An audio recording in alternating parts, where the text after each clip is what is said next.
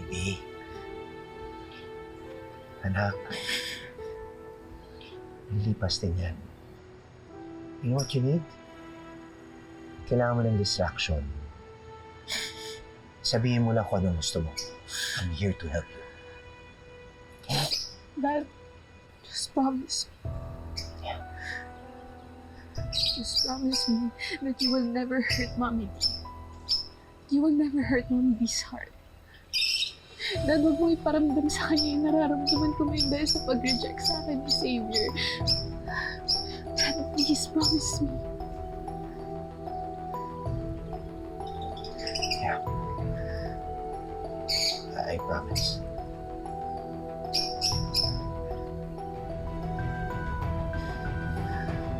Romeo.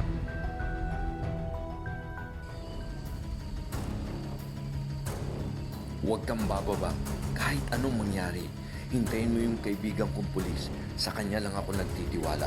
Matutulungan niya tayo iligtas si Charlene mula kay Divina. Pupuntahan ko sila, ha?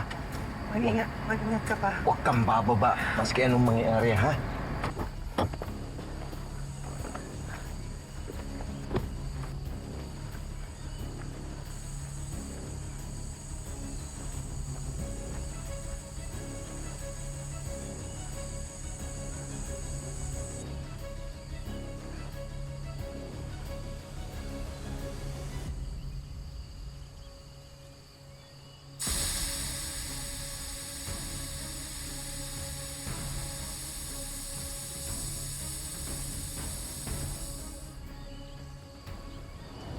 Huli ka!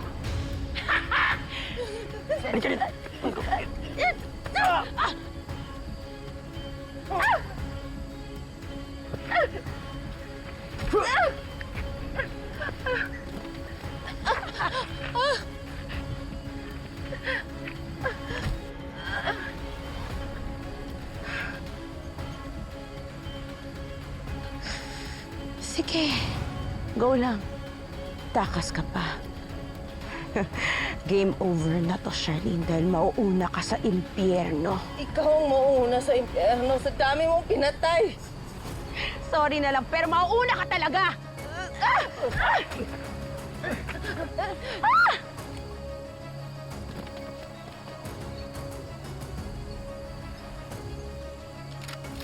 Hindi ko makatakas! Mamatay ka na!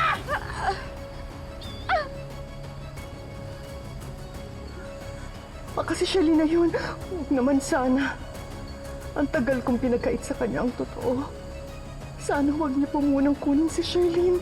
Hayaan niyong masabi ko sa kanya ang kasalanan ko at makahingi ako ng tawad sa lahat ng pagkakamali ko.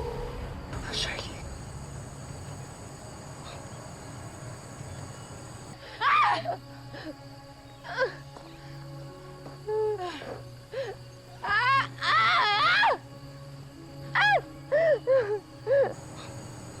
Maswerte ka, kulang ako sa practice. Pero sa susunod, babarilin kita sa utak mo, gaga ka! Ano? Hindi ka ba magmamakaawa man lang? Bakit ako magmamakaawa sa'yo? May natitira ka pa bang awa? Kahit si Satanas mahiya sa'yo. Talagang kaya mo bang magpatawa? Kung alam mo lang yung totoo. Kung alam mo lang yung gusto sabihin sa'yo ni Leilani, maglulumuhod ka sa harapan ko para lang salba ang buhay mo! Bakit? Anong alam niya? Kaya mo ba siya pinagtangkaan dahil may alam siya? Baka. Ikaw bang pumatay kay Dado? Ito na ang last moments mo, Sir Pascual. Your final moment.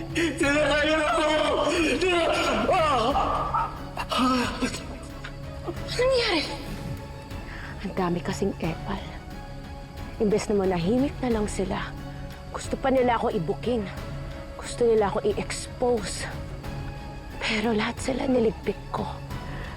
Si Leilani, si Dado, pati na rin yung 11 na yun.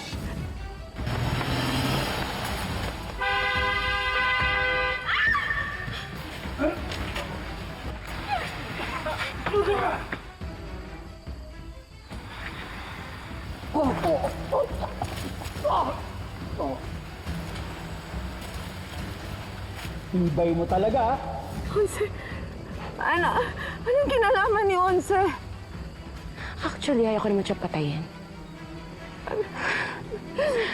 Wala naman sa akin yung bata na yun eh. Kaya lang, dumating yung bagets pagkatapos kita patulugin.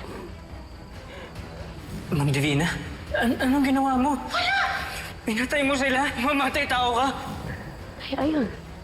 Wala akong choice. Kinailangan ko siya patayin. Hayop ka. Hayop ka talaga. Hayop ka! Hayop na kong hayop! Pero ito na. Papatayin na kita. Isasama na kita sa mahabang listahan ko ng mga pinatay ko! Handa ka na ba? Goodbye, Charlene.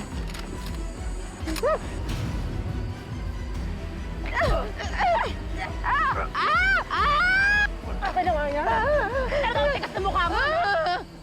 Tanggapin mo na lang! Mamamatay ka na.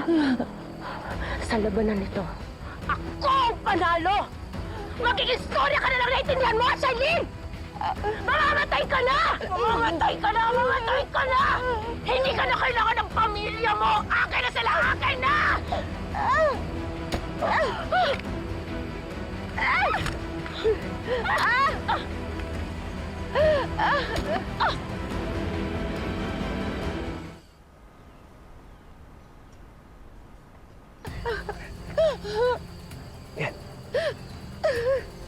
Ayos ka lang.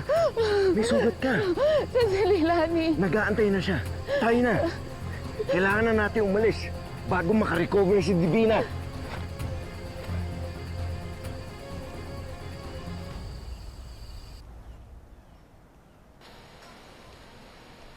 Ano na kaya nangyari kay Ma'am Charlene? Okay lang kaya siya? Princess, alam kong madami kang iniisip ngayon. Pero may dahilan talaga ba't nagpunta ka dito. Ano yun? Ano yun? Hindi na talaga ako mapakali. Kailangan ko nang gawin to. Ano nga yun?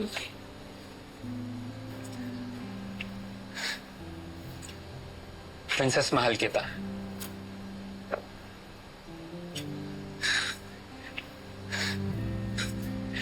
Hindi man ako romantikong tao. Pero will you be my girlfriend?